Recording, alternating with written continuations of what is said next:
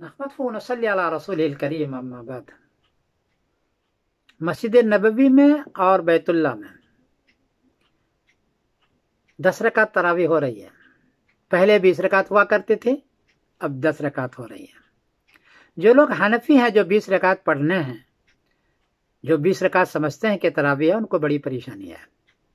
ان حضرات کے پیچھے زیادہ تر حنفی نماز پڑھنے والے ہوتے ہیں، وہ 20 رکعت پڑھا کرتے تھے تراویح کے، اب 10 رکعت پڑھتے ہیں، ان کے دلوں پر بوجھ ہے۔ انہوں نے پوچھا ہے کہ صورتحال حقیقت حال کیا ہے؟ جواباً عرض ہے کہ مفتی عبدالعزیز بن باز رحمۃ اللہ علیہ کا فتویٰ ہے، انٹرنیٹ پر میں نے دیکھا۔ وہ کہتے ہیں کہ تراویح تو سنت مؤکدہ ہے، لیکن تعداد متعین نہیں ہے، تعداد متعین نہیں ہے، کیونکہ صحابہ نے 30 بھی پڑھی ہیں، 20 بھی پڑھی ہیں، 10 بھی پڑھی ہیں، 8 بھی پڑھی ہیں، اس لیے تعداد متعین نہیں ہے۔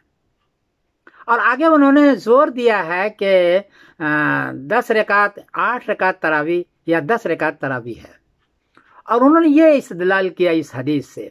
حدیث ہے بخاری شریف باب قیام النبی باللیل فی رمضان وغیرہ، حدیث کا نمبر ہے 1147۔ حدیث یوں ہے، حضرت عائشہ رضی اللہ عنہ نے پوچھا کہ رمضان میں حضور پاک صلی اللہ علیہ وسلم کتنی رکعت پڑھا کرتے تھے؟ تو حضرت عائشہ نے یوں فرمایا، مکان رسول اللہ صلی اللہ علیہ وسلم یزید فی رمضان ولا فی غیرہ علی 11 رکعت، کہ رمضان اور غیر رمضان میں 11 رکعت سے زیادہ نہیں پڑھتے تھے۔ غیر رمضان یہ سمجھنے کی چیز ہے، غیر رمضان کو تو تہجد ہے، تراویح تو ہے ہی نہیں، تو غیر رمضان میں جو پڑھتے تھے تو وہ تو تہجد ہی ہے نا، تراویح تو نہیں ہے۔ لیکن اس سے انہوں نے استدلال کیا ہے کہ 11 رکعت، تو 8 رکعت تراویح کے اور 3 رکعت وتر کے، ایک اس سے استدلال کیا ہے۔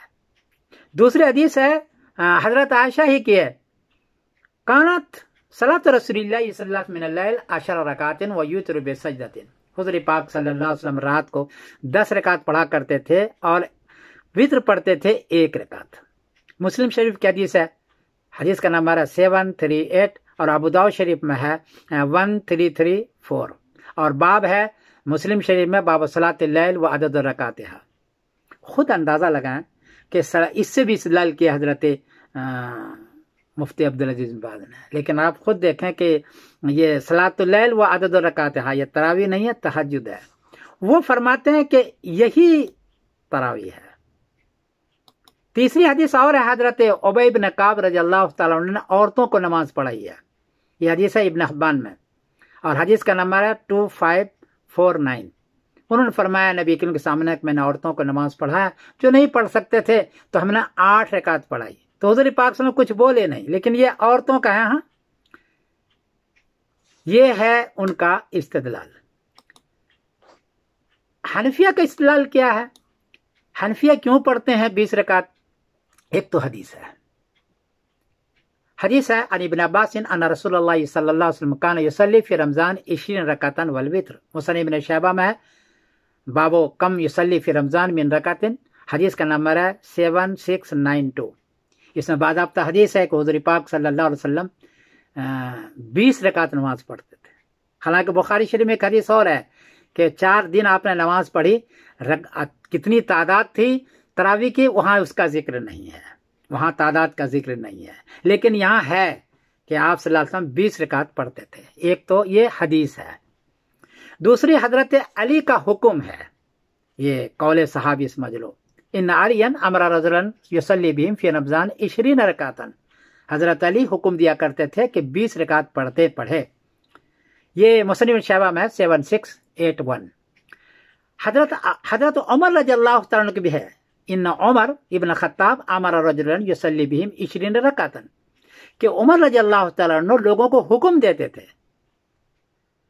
صحابی حکم دے، شیخین حکم دے، خلیفہ راشد حکم دے، بڑی چیز ہو جاتی ہے، حکم دیتے تھے کیا؟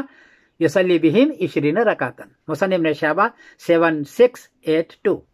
حضرت ابی بن کعب رضی اللہ تعالیٰ عنہ خود جب نماز پڑھاتے تھے مردوں کو، عورتوں کو تو 8 رکعت پڑھاتے تھے، پڑھایا نا ایک مرتبہ، مردوں کو جب بھی پڑھاتے تھے تو کانا ابی بن کعب یصلی بالناس فی رمضان بالمدینہ 20 رکعۃ ویوتر بثلاث، حضرت ابی بن کعب جب لوگوں کو مردوں کو نماز پڑھا کرتے تو کتنے 20 رکعت ہے.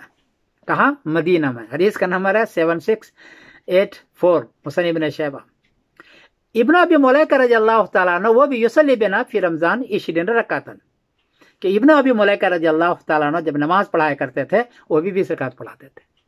تو 2 خلفائے راشدین کا حکم، 2 صحابی کا مسلسل عمل کانا رسول اللہ کا کانا کے ساتھ، تو یہ بڑی چیز ہو گئی. اس کے علاوہ بھی اور ہے، 5 ترویحات والی حدیث ہے کہ 5 مرتبہ ترویح 4 رکعت کر کے 5 ترویحات یعنی آرام کر کے پڑھتے تھے.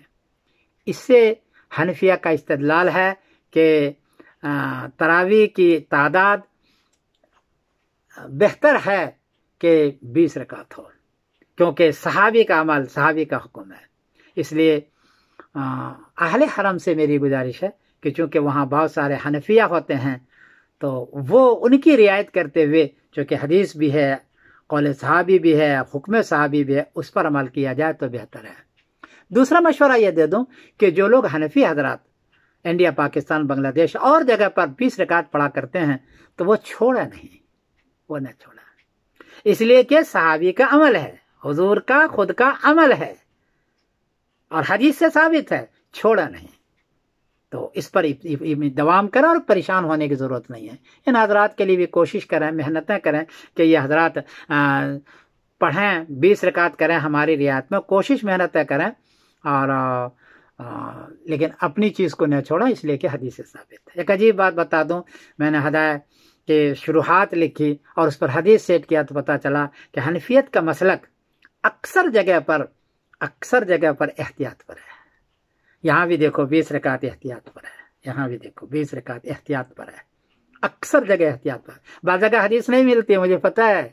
وہ حضرت ابو حنیفہ رحمۃ اللہ کا استاذ ہیں ابراہیم نخعی رحمۃ اللہ علیہ جو تابعی ہے، ان کا قول ملتا ہے، لیکن جب آیت کو اشارۃ النصاب دیکھیں گے تو اس کے مطابق ہو جائے گا. ایسے بہت سارے مواقع ہیں، میں نے اس کو کوٹ کیا ہے. اس لیے حنفیت کو پریشان ہونے کی ضرورت نہیں ہے، ان کا احتیاط پر ہے اور قول تابعی، قول صحابی اس کے پیچھے ہوتا ہے. میں کسی کو تکلیف ہوئی ہو تو میں معذرت خواہ ہوں. میں سمیر الدین قاسمی بول رہا ہوں مانچسٹر انگلینڈ سے. السلام علیکم ورحمۃ اللہ وبرکاتہ.